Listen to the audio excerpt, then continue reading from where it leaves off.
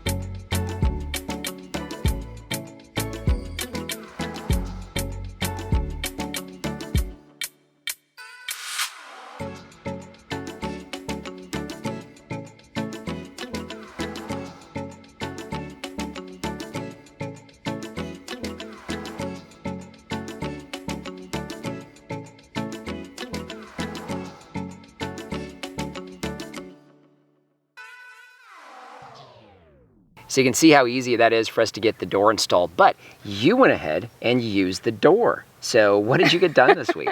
I went in and I cut the sorghum back. I probably didn't use the best tool for it, so my back was a little sore. Yeah. At the end of that, but it was the easiest one to do. It was the hedge trimmer to trim the grass. But it's tall grass, right? Yeah, it was tall. Yeah. It was really tall.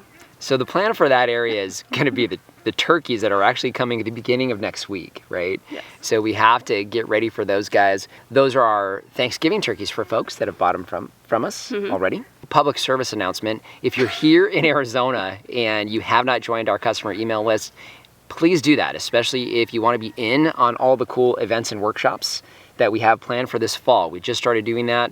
We've got those up on the events and workshops page, and make sure you join the email list. It's the only way that we let everybody know about that. All right, that was a shameless plug. Did you say plug. on the website? On the website. Did I say on the website? I don't know. I'm not sure. On the website. If you said where you can join. Yeah, join on the website. Definitely do that if you're here local so you guys know about that. This is where we've been growing all of our spring crops, our larger things like squash and that type of thing. So we've been clearing this out here because we have more crops that we need to plant. In fact, our fall stuff, we just got our seeds in from Baker Creek this week, and we have some plantings we actually need to get done here over the next week or two. But we actually have some seed stock already, so we actually were able to harvest our last few seed stock squashes today. We have our Black Beauty squash, which looks completely different, obviously, when it goes to fully ripe and when those seeds are ready to go. We also have our Costata Romanescu, I think is how you pronounce that, a really cool Italian zucchini that we really enjoyed as well this year. And then, of course, our patty pan squash. So that is also now finally gone to seed, and we have at least 1 or 2 seed fruits that we'll be using here as well. So one of the things about this last harvest of seeds is we have all of the material left over. So who gets the material? The goats. Ah, and they plow through that, don't they? They do. There's certain ones that they, like this zucchini here, they will let it dry a little bit more. So some they like to eat more green, and some they like to eat dry. So basically they let it dehydrate naturally, and they prefer dehydrated greens. I don't blame them. I prefer my greens that way too. One of the things this time of year that we get a lot of questions on are fruit trees, and some of them are dropping some leaves, and is that good? Is that normal? So we got some shots this morning of a couple of the mulberries. The contorted mulberry has some yellowing of leaves and thinning of leaves, and also the Shangri-La mulberry has the same thing. Very common for that to be dropping leaves this time of year. And really what it narrows down to, it's just stress. In fact, you can even see there's still new growth on the tips. So the trees themselves are actually just fine. It's just the shock of the intense heat and dry. because we've gotten storms that have come through the valley, but we had one little spit of rain and that was it. Otherwise, it was just dry, hot wind coming through. So one of the things you guys were watching last week was our moringa planting, and you actually were working on a moringa planting in the future, right? So what were you doing this week with that? Well, I had put seeds in the small pots, and they were doing really good inside. We have the grow lights inside, and so I up potted those. Oh, very good. To bigger pots. And so obviously one of the things that we're concerned about with those moringa transplants, they do not like having their roots touched. Yeah. So it looks like we got to them soon enough to up pot them because there wasn't any roots wrapping. Yeah, there was lots of roots, but yeah, I didn't see any actually wrapping. Which is a good sign because we don't want the tap root wrapping, that's a problem. And up potted them to like half-gallon pots or whatever size those are, and they're under the grow lights now. Yeah. So we'll leave those in there for another week or two. We want those to get as big as we can before we transplant them. Obviously, we'll be sharing that with you guys, but we need to give you guys an update on the moringas from last week.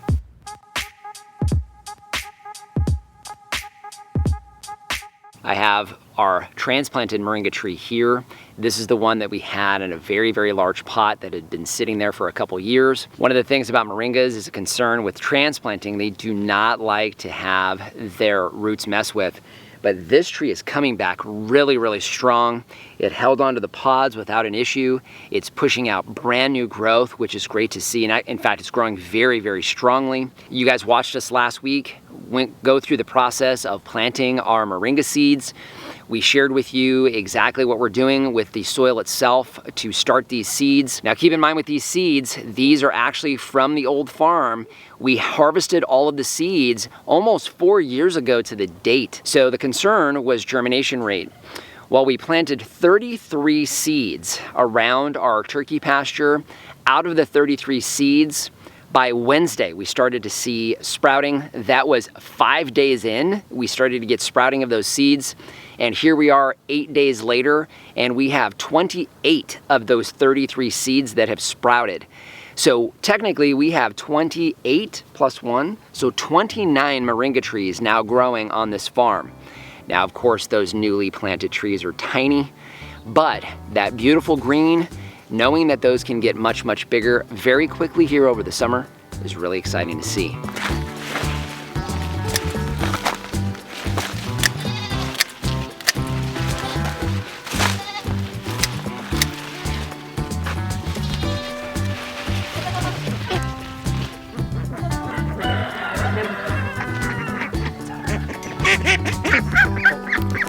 Hey, Fred. Come here, Fred.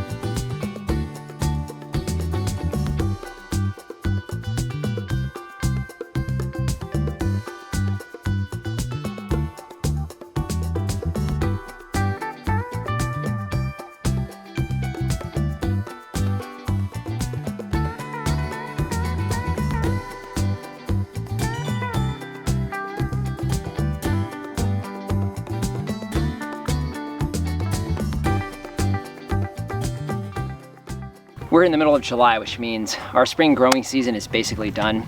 We're just cutting down all the tomatoes. They're starting to die and they get overgrown because, well, we don't take very good care of them. But we were able to harvest about half a 5-gallon bucket full of ripening tomatoes, not quite there.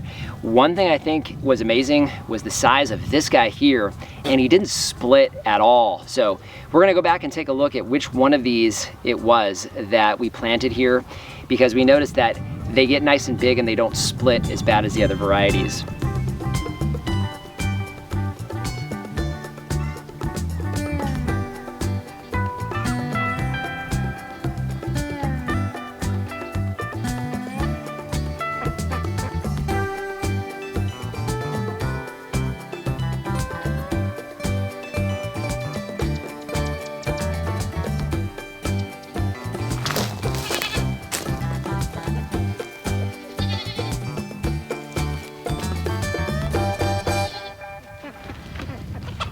Hi. Oh, hello. Okay. Oh, you big fatty. There she goes. Yep. Oh yeah. She's fine. She loves it. Oh my goodness. Hi, Lucy. Yeah, come up here, girl. Yeah. Oh yeah. She's good. Oh my goodness, honey. Oh, Didn't know you had a lap goat, huh? I am not moving. I know. We got some stuff to do today after sitting here with our lap goat, Violet, who's falling asleep in my arms. Oh my goodness. This is almost too much to handle. We got some wine, right? We started watermelon wine last night. So we're gonna try to film that and get that up on the Healthy Farm Living channel. That's where we post all of our wine content now. So it seems like all the winos go there. Wait, we're winos. We are winos.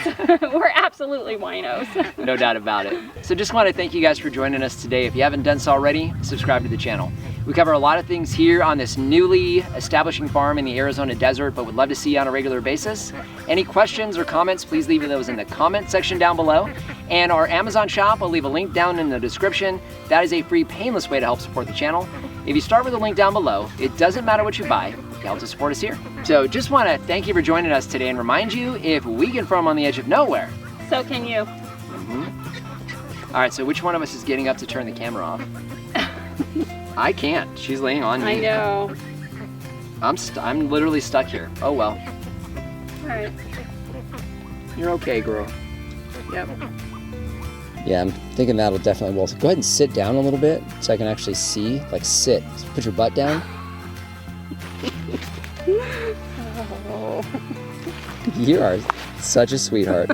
How's your butt feel? What? Oh. I went in and I cut the sorghum back. Yeah, do you have any other stories about that? Or that's really straightforward. No nonsense. Yep, I cut the sorghum back. This is like a mama butt. There'd be a daddy butt and a little baby butt. We don't have like the mama butt though. So, well, we got the mama butt right here. Oh my goodness. Hey, you're a mama, that's your butt. That's not a lie. That's true. It's a fact. That's true. That's all. We're done. Bye. Bye, everybody.